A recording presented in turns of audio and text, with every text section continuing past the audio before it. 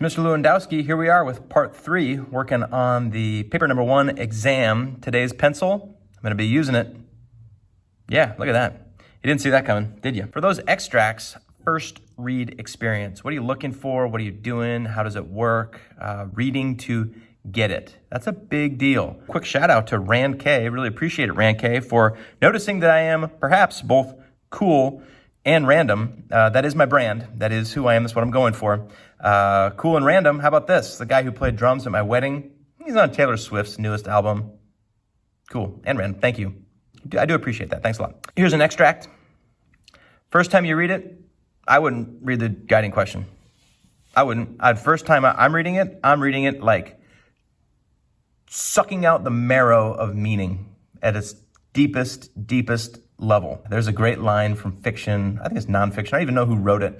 This character said, "Dad drank like a gut-punched boxer, gasping for air." The first time you read, I want you to read like a gut-punched boxer, gasping for air.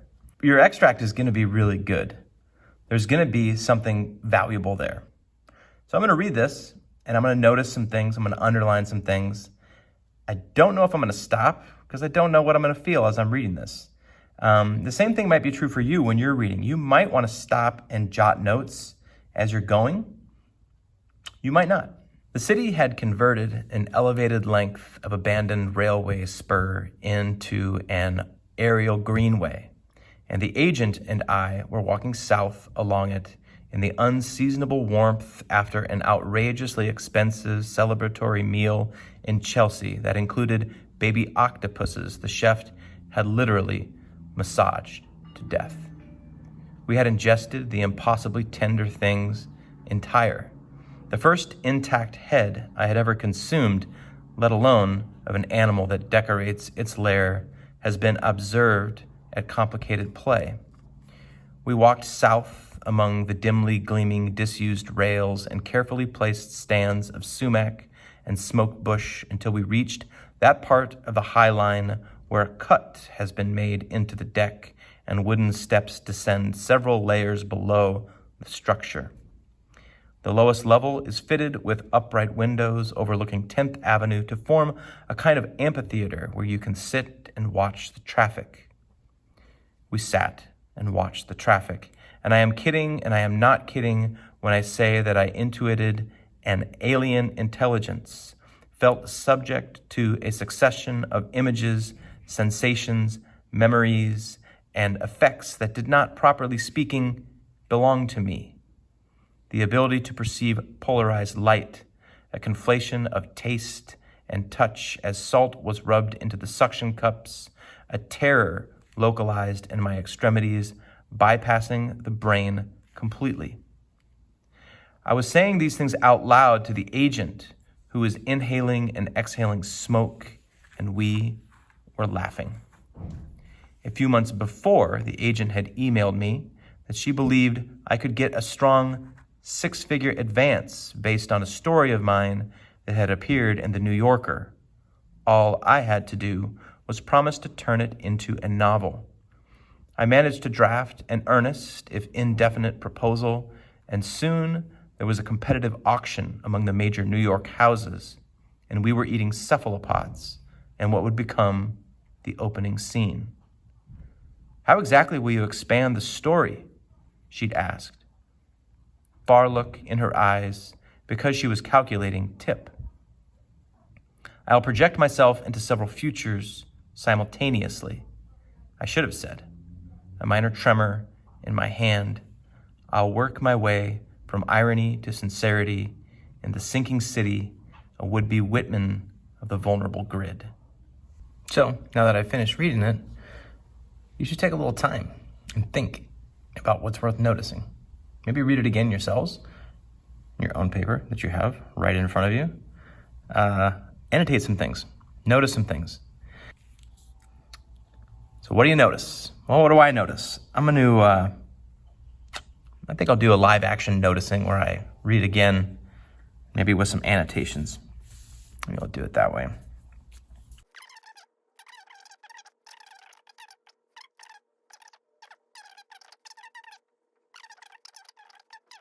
layers below. There's a lot going on in this piece of writing. There's a lot to talk about. There's a lot to think about. It's operating on a lot of levels simultaneously. So one thing that I noticed right away is like there's a darkness to it that's kind of difficult to define. So what's worth noticing? A darkness difficult to define. To me, this writing seems like very modern. Like very modern in like the problems of being alive right now are pretty intense. And I think that this piece of writing gets at that feeling. So there's a feeling that so what's the subject here? What's happening? Well, we have success, right? This is success. This is a piece of writing about someone whose dream is coming true. So that's a subject. So there's success. What else is there? There's like a relationship that's here, but it doesn't seem like the relationship is the most important thing. But right now I would say the subject is primarily success and maybe like celebration of success. And so this little diagram here is like, this is one of the most important things that you can do or learn when you're interfacing with fiction and trying to have a meaningful experience. The subjects that come up in the piece of writing are, this is about a particular character at a particular moment having a particular experiencing and describing it so that the audience can understand it. But the work, if you're going to start to look at the value in the work, take the individual characteristics of the character away and the moment and the place. This is New York City. Take all that away, and what is the work examining? It's examining success and celebration of success. So those are like abstract concepts. So now that we've converted what is a specific defined experience into something that's more like an abstract concept that anyone could experience in their life, I'm going to add another subject now that I'm thinking about it. Something about like modern experience. I think that modern experience is one of the subjects.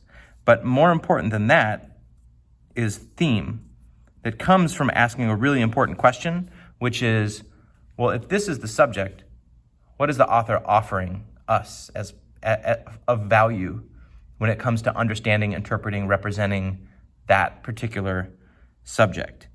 What is this piece particular saying about success? And that's, I started thinking about this because like in all of these subjects, there's like a darkness, something that's like dark, difficult to define. And where does that come from? I think it comes from almost, and this is all inference that I'm doing right now. The fact that it's an abandoned railway spur, unseasonable warmth. Here's massaged to death. So like being massaged to death might be a phrase that I would identify as like very key to what's going on in this whole thing. Because it's good to be massaged. It's bad to be massaged to death. It is good to experience success, but it's bad to experience success in an environment that is inherently unstable. And so that is maybe, something else that I have noticed. Like it's an environment or atmosphere of, vulnerability and instability. And I'm kidding and I am not kidding. There's another little piece of instability, which if we're going to name it, that's a paradox because you can't be. When I say that I intuited an alien intelligence felt subject to a succession of images, sensation, this, I do not doubt that upon first reading, this is just purely confusing. So you might read it again. Think about it. Think about it again. Let's see, I want to get the whole thing. Is this all one sentence? Yes, that is all one sentence. That's a very long sentence. You want to notice everything. And a lot of what I'm discussing right now is something that will happen in your own mind as a reader. I'm verbalizing it, which makes it take a lot longer. But don't be saying to yourself, oh my gosh, the first thing I need to do is read this thing for 25 minutes and think about every possible permutation of meaning that's available. And like, I don't think that you need to do that, but I'm verbalizing it right now for you so that you can gain insight, so you can build these little thinking systems in your own domes, skulls, craniums. So there's a question of trust with respect to this narrator. Trust the narrator. And we were eating cephalopods. Now, if there's a word like cephalopod that you don't know when you read this and you're like, oh my gosh, is there gonna be something like that? IB is pretty good about defining words that are just like not commonly known words. Octopuses are cephalopods. I know that because I read a book about cephalopods. Didn't see that coming, did you? Fascinating creatures. Fascinating. In what would become the opening scene. So this is a very revealing line here. Does it mean that you have to build it into your essay just because it's revealing? No, but you want to notice it because you're a very careful reader, and in this first read through, you're noticing everything. What's worth noticing is that there is a self-consciousness. I'm going to spell this wrong. Self-consciousness. There is like a breaking the fourth wall type of a vibe. There's a process by we're seeing the process by which this novel came into being. That's really interesting. I'll project myself into several futures simultaneously, I should have said. A minor tremor in my hand, I'll work my way from irony to sincerity in the sinking city, a would-be Whitman of the vulnerable grid. So there is that vulnerability that I mentioned before, so in the atmosphere. So what do we have here? So success, celebration, modern experience, any other subjects that are worth, there's also like let's say like the novels itself, like the novel itself is a subject. So what is being said about success? I don't know if that's the most interesting one, or celebration, or modern experience. So what he's saying is that he went on this dinner with his agent, and so there's a big question of like, did this happen? Like, is this autobiographical? I kind of feel like maybe. So it's genre bending is what it is, because it's like straddling like this, like, is it fiction? Is it nonfiction? So noticing that is important. It's good. It's good if you notice something like that. Strangeness of it. And it's strange, like the overall effect is strange. And then we have the guiding question. I think what I'll close with is maybe developing a thesis and some points that I could use to support that thesis. So this guiding question is, what tensions are created by the descriptions in these paragraphs? What tensions? But whatever is your guiding question, I think that it is important and to your advantage to do two things. Answer the question quite directly, but interpret it quite broadly, if that makes sense. So if I can create an essay that examines tension in a meaningful way, how tension operates in the extract, I've done my job. What tensions are created? So in this extract that I just examined, when I noticed a lot of things, what are the possible tensions? What are these tensions? There's a tension between fiction and nonfiction. There's a tension between celebration and vulnerability, I guess. There's tension between primarily, so the tension is like where's the energy? Where's the energy? I don't know about this one.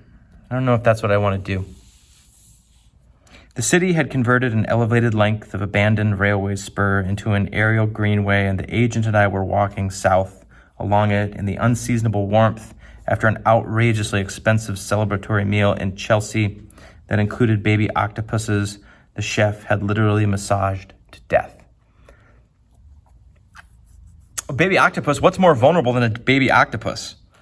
So something about vulnerability, I think, is huge. Because a baby octopus is so vulnerable. I didn't really see it until I kind of started thinking about it, like symbolically, like what could the baby octopus represent? Well, they killed it, and then they ate it. And then this sentence that's kind of confusing, where he's kidding and not kidding, which is like a paradoxical, very strange way to tell a story. So vulnerability. So that becomes a subject now. So now I'm kind of thinking up here. See how messy this is? It's okay that it's messy. Vulnerability. So it's about vulnerability. And that might be the one. What is he saying about vulnerability? What is he saying about vulnerability? How does he approach vulnerability? Well, he symbolizes it. He puts it into the atmosphere. It's in the setting. Unseasonable warmth, dimly gleaming, disused rails descend several layers below. So it's meaning. So this is a really incredibly complex piece of writing, which is why I kind of said it's a little bit, might be like on the spectrum of how difficult what's going to be put in front of you for you to construct meaning from is probably more like a 9 out of 10.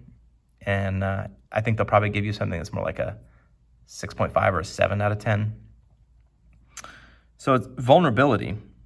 What's the theme? What's he saying about vulnerability? Maybe it's built into, is he saying that vulnerability is like built? Vulnerability, this is like vulnerability, because he imbibes the baby octopus.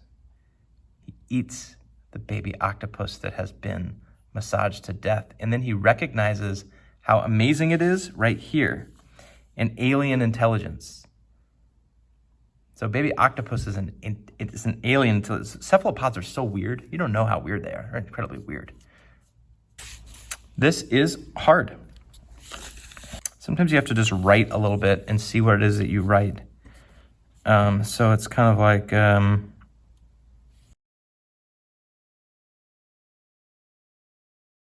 so then what would I say? What would I say? Something I've noticed.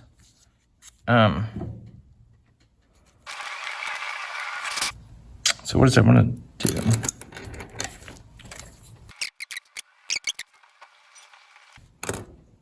I think I have to teach class now. So yeah, the struggle is real. I struggled coming up with the thesis statement and my supporting points, so much so that I decided to do it off camera because you really have to be alone with the text for a little while. I was moving in a direction here that was an okay direction. It was progress towards what eventually became my thesis statement. My problem here is that I started to create a thesis statement that really focused on how the tension is developed, which is fine. I think I needed another sentence to precede this that is really focused on what that tension is, naming that tension. And so I developed this, which you cannot read, and it has a lot of crossouts and different ideas coming and going. I did this for you so you can actually see it, and this is what I came up with.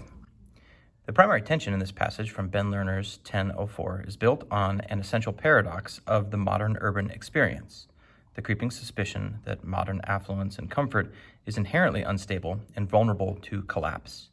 Lerner builds this unsettling tension effectively by infusing descriptions of the setting with instability, by imbuing the octopus the protagonist ate for dinner with a mysterious symbolic significance, and by making the stability of the entire narrative rest on a highly unreliable and deeply self-conscious narrator, ultimately forcing the reader to question whether or not the narrative is even a work of fiction.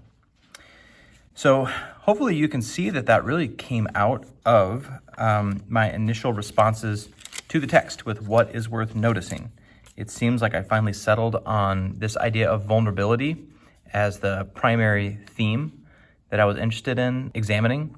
And so the subject is vulnerability. Vulnerability is there in the extract. The extract is, to a certain extent, examining what it means to be vulnerable or feel vulnerable. But a theme is a step beyond that, which says, what is it that learner is trying to help us understand about vulnerability? So what I came up with is that it's built into the modern experience and structure.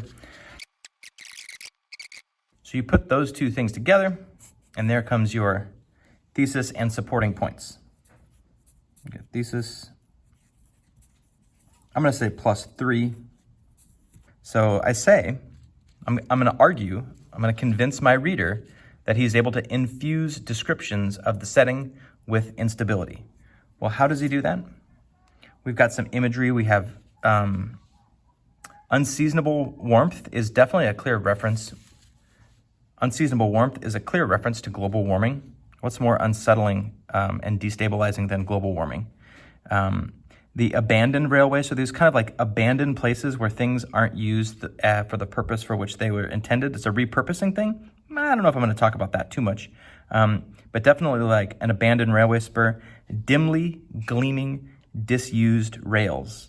So again, so it's an abandoned railway, it's disused, so things are not being used for the purpose for which they were intended. And also dimly gleaming is a little bit of a paradox. We also have descend several layers below the structure. I don't know how much I'm going to key into this, but like this word structure, I think is key to what he's trying to do in this extract, which is like peel back the layers of meaning to modern experience, I guess. Sinking city and vulnerable grid are both, so here I have 1, 2, 3, 4, 5, 6 separate quotations. Am I going to use and examine all of them? I don't know, but I think I would structure things with a fat paragraph, with a big fat paragraph that examines all of those. And then I'm also saying that the octopus is imbued with a mysterious symbolic significance. This massage to death, I think, is a tremendously important line, in that I almost think that like this line itself is kind of a stand-in for the modern human. The modern human is someone massaged to death. Pampered to death is a line that makes me think of David Foster Wallace, but you do not need to go there. First intact head I'd ever consumed is a key line, because then he has this like strange large sentence where it seems like he is taking on the characteristics of the octopus that he imbibed. Does it say imbibed? I ingested. So like I'll probably talk about like that choice of a verb. We had ingested. Humans don't ingest things. An octopus ingests things. So there's kind of like this overlap of this different consciousness that's doing something in a strange way. And what would be where am I at here? So that's the red. Bypassing the brain, complete local. So terror is here in the octopus experience. So that is the second point. And then the third one is the stability of the entire narrative rests on a highly unreliable and deeply self-conscious narrator. Yeah, in ways that are very strange and destabilizing, disquieting, I guess. I am kidding and I am not kidding, which is a clear paradox. I was saying these things out loud to the agent is a strange way to have dialogue. So here, at the bottom here, he has actual dialogue. Here he doesn't have dialogue, but it's like you don't find out until later that he's actually saying these things out loud. There's also some weird tense stuff. I am kidding and I'm not kidding. I was saying these things out loud to the agent.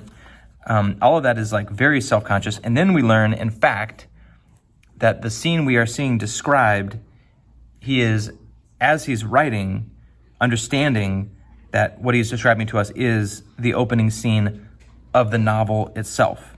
So that's a highly self-conscious narrator who is explicitly telling us that we are reading the opening scene of a novel. We didn't realize that until we read this far, which is very weird. And then when he does have the actual dialogue, I'll project myself into several futures simultaneously. I should have said, which is like nuts. So there's lots of stuff to talk about with respect to all of this. All of this, like, you know, the ultimate impact on the reader from my perspective is that it is deeply destabilizing, deeply unsettling. So I hope that doesn't leave you too creeped out. Thanks for watching. I'll see you on the next one. I think I'll just move ahead into. Oh, I was hoping it was the poem. It's not. I'm probably going to skip ahead to the poem.